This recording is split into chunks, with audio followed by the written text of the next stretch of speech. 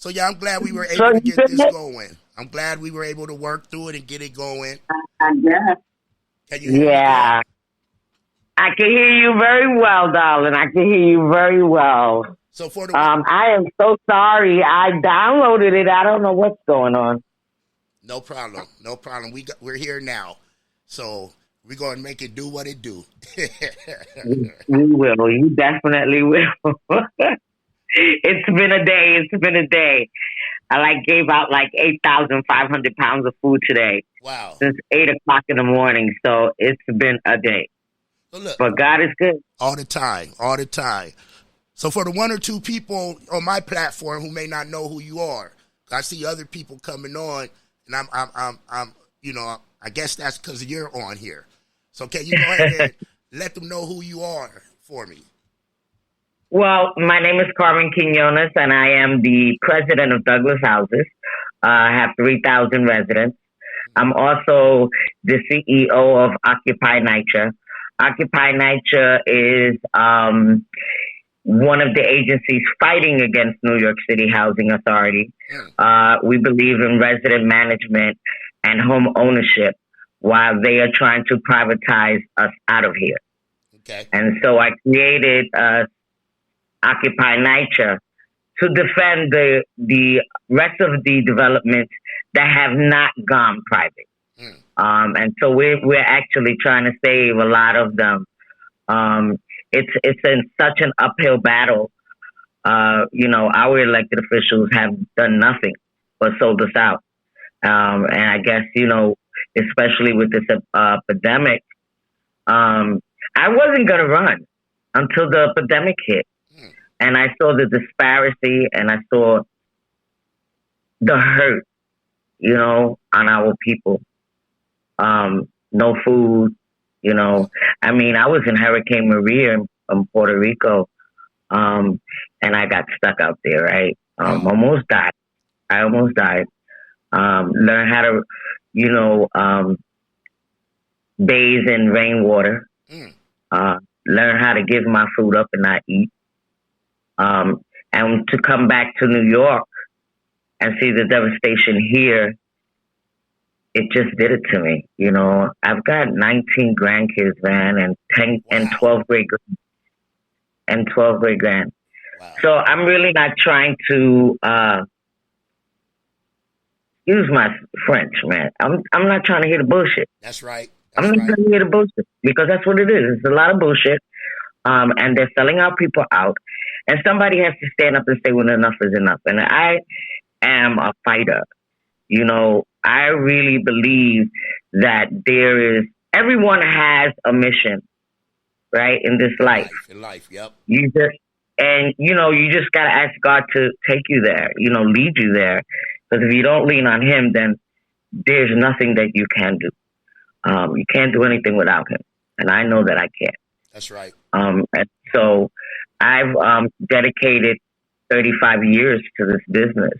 I've gotten judges elected. I've gotten almost every elected, even Obama, elected to office. I've been doing this for years. I have my own my own consulting firm, which is called Grassroots Incorporated. And what we do is we run campaigns. So after doing this for 35 years, now I'm like, you know what? I need to run because it is necessary right now. We need real people. We need people that know what it is to not have hot water. Right. That know what it is when your pipes bust and you have a flood in your house. We need real people in City Hall. We need to make legislation that looks like us. Right. We need to make sure that this criminal system is fixed. That when our people come out of jail, they deserve an apartment. They deserve to be, they deserve to have a job when they come out of there. They serve their time. Right. Enough is enough. And what our system does is put our people right back in the same SROs that got them in trouble in the first place. Yeah. So there's just so many issues. Our school system, like I said, I got 19 grandkids and 12 great grand. The school system is really not built for us. Right. And we must, invest in our public schools. I love charter schools. Charter schools are good.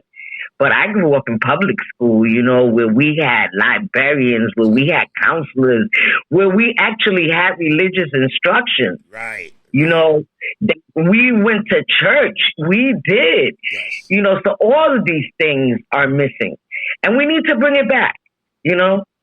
I definitely believe in that. You know, the prayer, I miss, you know, once we took prayer out of school just went. That was it. Us, you know? That was it. I applaud you for everything you're doing, and you know the 8,000 pounds of food you said. Oh Lord! Yeah, that's amazing. You know, that's amazing. Is that a weekly? We've been doing it now for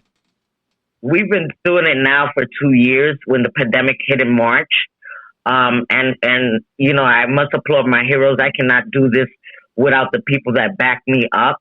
And these are the people that live here, that everyone took a building that they lived in and made sure those seniors ate, you know, and again, we've been doing this since March, since the pandemic. All of us got sick. We came back, and we're still doing it for 2 years, right? And so far now, every month we give out actually 18,000 pounds of food. Every 2 weeks we give out 8,500 pounds of food. Plus we do have pantry the second Monday and Tuesday. So you know, I'm feeding more like the Upper West Side now. Okay. But when I started New York City Housing, if you noticed, Mayor de Blasio said that he would make sure that people have food. And that was not the case. New York City Housing failed our people.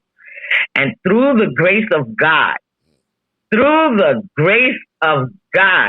tell it. He made it possible for me to make sure that I delivered food to 13 other developments. Wow. Never saw in this history. We never saw it. They wrote a story on it. It was good. But it just showed me that we have to do more. We have to do better. Yeah. We really have to do better. We need to stop killing each other. We need to stop hurting each other. We need to come together. You know, my favorite word is building bridges. Yeah. And we need to do that even with our police department. We need to build bridges. So that's what I've been doing. And I've seen that. I've been following you. I've been watching, you know, looking at your pictures on your Instagram and stuff, and the website. You gave me, if you could type it in there, I'll pin it in the comments. I sure will. And before I get going and before I go any further, I got to give a big shout out to Triple P Radio and my man C Styles. You know, he's both friends of the show. Robert Field Jackson, you know, C Styles for the intro. Yes, all my team. You know, he's been blessing me with a lot of good people to have on my platform, and I appreciate him for what he's doing and all the stuff he does, and for connecting you and I. Yes, and Mark McPhee, oh my God, that man is, oh my goodness, he has so much God in him that, you know, you just want to be in the room with him. You want to be around him. He's one of my heroes, you know. He's one of my heroes. McPhee is my hero. He really is. We definitely have built a relationship, you know. He calls and he'll check on me. He's just a pure human, you know, good person, you know. And not many like him. But we need him. We need him back, though. We need them back. He's an icon, and slowly but surely, you know, he's getting much better. Speech is getting better. But let me tell you something. When he comes back in full swing, they better watch out. Because he is phenomenal. He really is. Yeah. And how long y'all known each other now? Wow. It's been a long time. Okay. Over maybe about 10 years. Okay. Wow. Yeah. Wow. Maybe about 10 years. You know, Keely Rose was one of my loves also. I don't know if you knew of Keely Rose. The name sounds he's from familiar.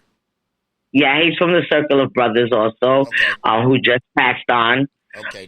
He passed on, and one of McPhee's closest friends. Mm-hmm. My condolences, you know. we dealt with that in my family last week.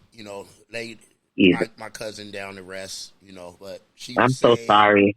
We'll see her again. She's saved. That's right. And God took her while she was asleep. She just went to sleep, and God. Amen. So we know where she's at. So it's a celebration. That's right. That's right. Because I know she did a lot while she was here, and that's what we really have to do, is celebrate them, because it's those shoulders that we stand on. Right. It's those shoulders. She was a good steward of the community. She was, a God-fearing and loving woman. She dedicated her time volunteering at the schools. In my family, we grew up in soup kitchens and stuff, giving back to the less fortunate and stuff. So that's really strong in our family. My family came from Louisiana and the East Coast out here to San Diego and put that in all of us. So, Amen. That's right. I want you to do this though. Let's say I'm a fellow New Yorker in District 7, right? 7th Yes. District. Why should I vote for you? You should vote for me because I don't take any shorts. You should vote for me because anyone that knows me knows I am a fighter. Number 2, I am not for sale. Never will be, and I am not. I've been in this district for 35 years. I got to this apartment actually when we were burnt out. Okay. And I remember being in the Red Cross for 5 years. And my mother had to separate all her children. And so the Upper West Side saved us. And so that's why I love it so much. I have generations here, 5 generations here. And this is home, right? And not only that, it's just that, oh my God, when you come out, and I don't know, maybe it's just me, but when I come out, I love just the way my people talk to me, the way they look for me, right? And knowing now, right, what we've been through in these last 2 years, you want somebody that's not going to back down and not going to sell you out. Our elected officials have sold us out. Our elected officials left us to die without food. Yeah. That's why you should vote for me, because I'm not going to let any of that happen. Doing that would mean that I would be letting 19 grandkids and 12 great-grand down. And I'm not about to do that. I am a fighter. I'm an organizer, and I am an activist. I don't like anyone calling me a politician, because that's not what I am. I am an activist, and I will fight to the end. I was told not to call you a politician, so this. I didn't use that. I was told pretty stern not to say that, so I made sure I did not say that. Because there's such a big difference, right? Yeah. Our elected officials, which are politicians, have let us down. They have sold Harlem out. East Harlem is not the same. That's where I originally came from, East Harlem, and I'm 15 in Madison Avenue, right? I was a young devil, right? And so to see, when I go to East Harlem and I see what's happening in East Harlem, it touches my heart. Because elected officials are not like that anymore. I come from the school of Charlie Rango, Olga Mendez, Assemblyman Del Toro. Okay. These are people that when you didn't have it, they would pay you rent. Yeah. Okay? Yeah. They would help. They would literally help, not hide from you. And you look at the disparity now, especially in public housing, and this is really for all of housing, but in public housing, when you look at what is happening, our children are dying of lead. Nobody went to jail for that. New York City housing continues to steal. It's corrupted. No one's going to jail for that. These are the issues we need to be bringing up. I want to know why our children were poisoned that way and no one is going to jail. I want to know why. Why do they get an upgrade on their job? Why do they have a better job? instead of facing the music, if it was you and me, right, we would have been under the jail. Yeah, definitely underneath. Point blank. Point blank. So for me, it's like New York City Housing Authority has, and let me say better yet, Mayor de Blasio. Mayor de Blasio has let us down in such a way. Now, I knew Bill when Bill was Bill. You know, years back, we were dancing partners. And now I am so disgusted with him. So, you know, when you put your trust in someone and they break it, well, that's what they have done. They have done it to me, and now they're trying to do it to my children, my grandchildren, and my great-grandchildren. I ain't going to stand for that. That's out. That's not happening. That's right. That's it. It's not happening. Not on my watch.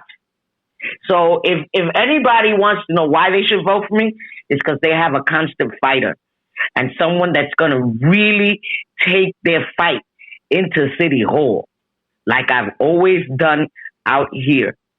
I stay on the ground every day. There's not one day I'm not out of this house doing something. If it's not fixing apartments, if it's not making sure the pipes are replaced because of flooding, my job is 24/7 and I don't get paid for it. Right. And I've been doing it now 12 years. Enough is enough.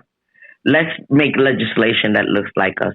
And let's make sure that our children have an apartment. Really. Yeah, I could hear the passion in your voice and see it on your face. You know, you remind me of we have a lady out here for District 4 who the community got behind and she won, you know, Monica Montgomery, and I heard of that name. She's a just a powerful, precious person that's for the people, you know, and she's everywhere in the community. She's just it's a tremendous pleasure to see her and to know her and to have her on the side out here for District 4. I'm so sorry, you know, that this phone rings like it's going out of stop. Yeah, but yeah, you remind me of her, you know, your passion and how you are on the ground every day. You are in the community. You are bridging them gaps, trying to bridge them gaps and stuff, you know. What I do want to know, because I didn't never live in the city, but I was upstate New York, and, you know, I used to, you know, have my time in crime and stuff, you know. Never got caught with anything, always took plea bargains, and that's how I have a record now.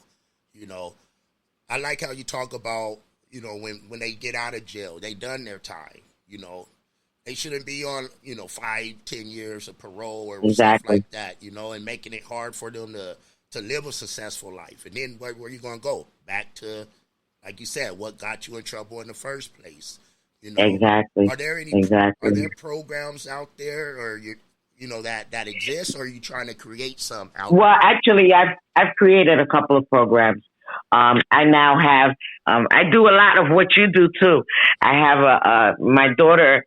Her name is Stephanie, and she has Sipping with Steph. And what we do is we make sure every Sunday we have open mic. So that they can come in, they can rap, they can R&B. I've also made OSHA classes, where they can get the OSHA and have construction and do construction. Gotten a lot of our guys off of the off of the street, and so we continue to do that. We have trainings for mental health. We do a little bit of everything. I tell you, I don't have a day. I don't have a day where I don't do something. Right. Because it's actually really, like I said, building bridges, but also, you know, for me, it's teaching my grandkids how to appreciate, right? How lucky they are and how to give things back, right? I mean, you're nothing if you don't teach yours. Each one has to teach one. And so we've been doing that. I see that Cynthia's on the line. Cynthia's a good friend, Cynthia Tipp, and she writes here, there are people in District 7 that have never known Mark Levine. Mark Levine is actually my city council person who seat I'm running for. Okay. And, you know, and it's true. Nobody knows him. They left us to starve. And so, you know, my election I'm going to get a float. I have a float coming out next week, and it's about confronting everyone that did nothing for me, right? I'm going to tell you in your face what you didn't do. I'm going to tell you in your face. I'm going to tell you in your face why you shouldn't run for office ever again. Right. Because you can't tell me that all these city council people that have offices, right, that's been in office all this time, you can't tell me that they didn't know what was going on in public housing. You cannot tell me that you didn't know this woman didn't have a sink for 5 years. Wow. When you have your job is to have liaisons in your office that take the complaints of people. And when I brought Monica Morales out about housing, because I was the one that brought Monica Morales out so that she can tell the story about what was happening. And now everybody and their mother wants to come and get a photo op. Niggas, y'all didn't want no photo ops before this. Right. Governor Cuomo came down. Everybody wanted to come get a photo op of people in public housing. You guys are in office. Why is this happening? Yeah. It should not be happening. Yeah. So, those are the times.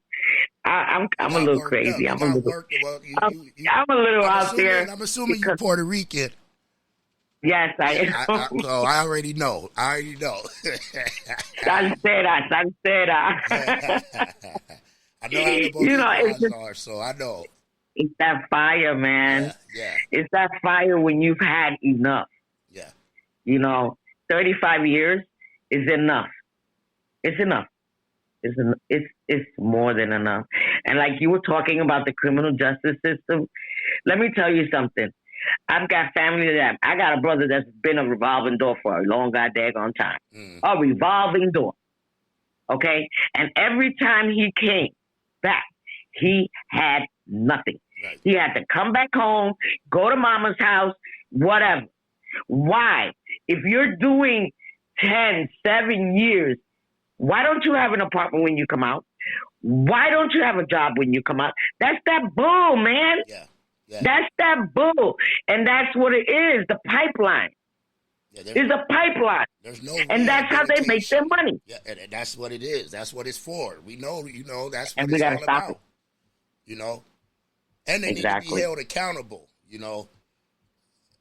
They should. Let me tell you something. It should be a crime. What they do to our children in jail, it's a crime. The way they pay them 35 cents for nothing, for their labor, and then when they come out, they have nothing. No, if they're gonna be working inside of those jails, you should take their money and invest it in an apartment and in a job. So that when they come out, they don't have to go back in there. Yeah. But you're going to put them in the same place. Yo, my brother went to the same place like 4 times. Right. 4 times. I watched my mother cry. I watched that. I watched the merry-go-round. And he wind up back in there again and back in there again. Why? Because it's infested with drugs where you put them. So they have no job. What is left for them to do? But deal. It's a vicious circle. It is. Unfortunately, I was caught up in that vicious circle back in the day, and it is sad. There's no rehabilitation in the systems like it was intended for. They don't care.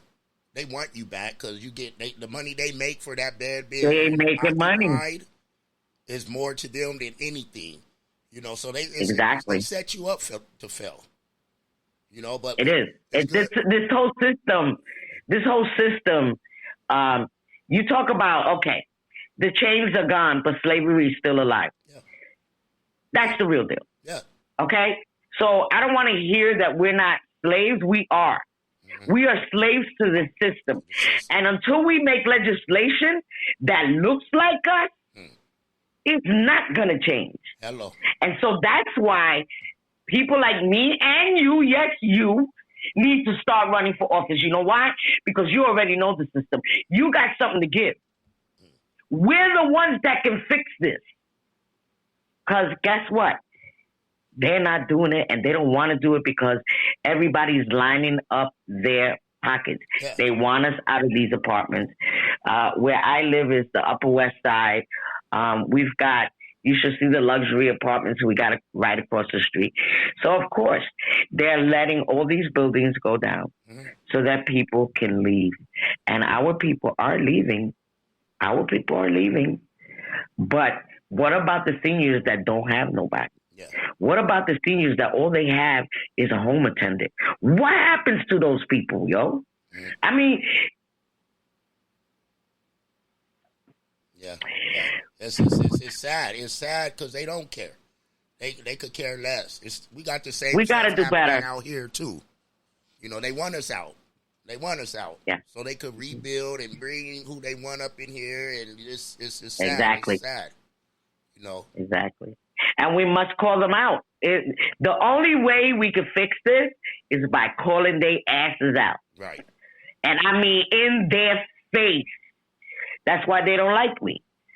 They don't like me, and that's okay. I'm good with that. I'm good with that. As long as God, I'm good. When God come down, I'm all right. As long as when he come down, I'm all right. I don't care about them. Can't.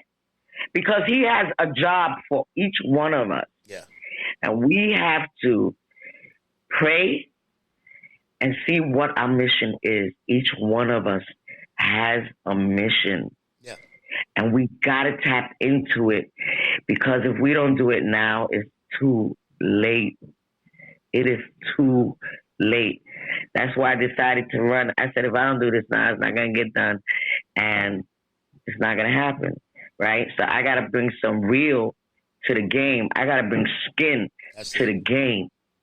All right?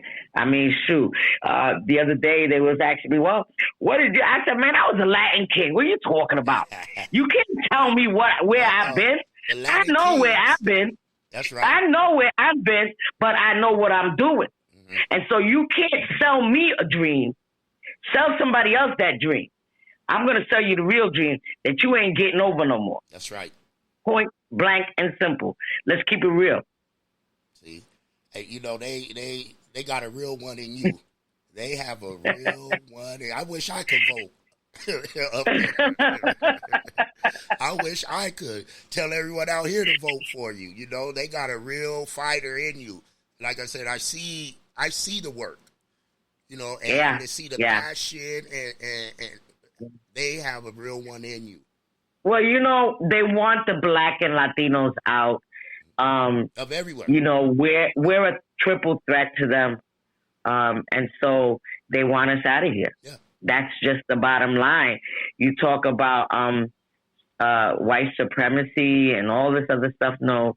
Let me tell you something. We're killing our own people. We need to stop. The same way we talk about Black Lives Matter. What about black on black crime? Why don't we talk about that? We need to talk about that. We need to talk about development going against development. We need to talk about our children. We need to teach them that it's not cool to kill your brother. You know. When you kill one person, you're killing a whole family. Yeah. Yeah. And we have to, you know, we gotta, you know, we just did a march on I did a march from 125th to 102nd in Columbus Avenue, and it was Mothers Against Violence. And when you see these mothers with the pictures of their sons, yeah, it's heartbreaking. If that don't grab you, I don't know what does. If you gotta have some heart. Mm-hmm. You know, we're doing so much damage to each other, and we have to stop it. We have to talk to each other. We have to help each other. The same way I may be a little crazy, but I just believe building bridges is what we need to do right now, because everyone has suffered so much in these last 2 years. This pandemic, while it was crazy, it did a lot. It brought a lot of people together. It did. It brought a lot of people together. We must acknowledge that. But it also showed us who was on our side and who wasn't. Yeah. Well, I think Trump being elected president brought all that out, but the pandemic did too, But I think they were already coming out the woodworks when when he was president, because people were showing their true colors, and they still are. We got and even more so now. We got a booth right down the street from me. They set up, and they still selling this Donald Trump is our president stuff, and it's just, I don't know what's going on with everybody right now. Let me tell you, I think mental illness is a big thing in our communities now. Mental illness was, it was here because it's always been here, right? But mental illness is more so now than anything else. One thing I did was when I came from Puerto Rico after doing Hurricane Maria, I was really I was shook because I was shook to the core. I was scared. I thought I'd never come back. I thought I'd never see my kids again. And I remember when I got off the plane, how I kissed the airport floor. Mm-hmm. And because I went to Puerto Rico because my father was dying. That was number one. My father died that Tuesday, and that Wednesday, Hurricane Maria hit. I did not have time to grieve. I did not have any time to do anything. But anyway, when I came back here, I decided that we gotta do better. We gotta do better. We gotta start caring for each other. We really do. I mean, you never know when it's your last day. Yeah. Tomorrow is not promised to us. We have to set an example for our children. Mm-hmm. We really do. And stop being so selfish and thinking about just us all the time. Me. What is that me shit? Right. What is that? We got to stop that. We got to stop. And so, I learned a lot. But mostly I learned how to love. Powerful. To really care enough to put my skin on the line, right? Just like Martin Luther King did, right? Just like our ancestors before us did. Yeah. They went up and beyond, and we need to do the same because they paved the way for us. And it's not for us to sit back and let people abuse us. And that's what this system is doing. It's really, it's finishing us off. And if we don't stand up, and I'm not talking about going out and march. I've been marching so long, man. Listen, I grew up with Sharpton. You know what I'm saying? Yeah. I grew up in the march. You know what I'm saying? Sharpton, that's my baby. I love him to death. I've been with Sharpton since I was 17. Okay. So you talk about being in the fight. We've all been in the fight. There just needs to be more skin in the game. Yeah. Now, it's about putting your skin and putting your mouth where it really belongs. Stop talking the talk, walk the walk. And that's what we need to be doing, walking that walk. Because our children's lives are at stake here. You ask me who's on the ballot. Who's on the ballot? It's not Carmen Quinones on the ballot. It's my 19 grandkids and my great-grandkids that are on the ballot. That's right. This year.